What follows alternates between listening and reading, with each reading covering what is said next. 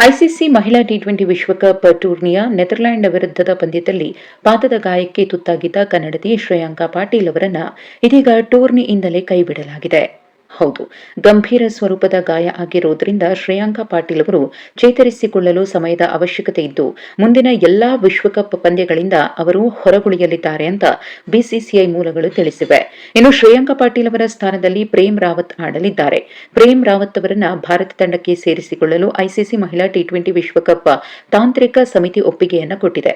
ನಿಯಮಗಳ ಪ್ರಕಾರ ಯಾವುದೇ ಆಟಗಾರ್ತಿಯ ಬದಲಾವಣೆಗೂ ಮುನ್ನ ಈ ಸಮಿತಿಯ ಅನುಮತಿ ಪಡೆಯುವುದು ಕಡ್ಡಾಯವಾಗಿರುತ್ತೆ.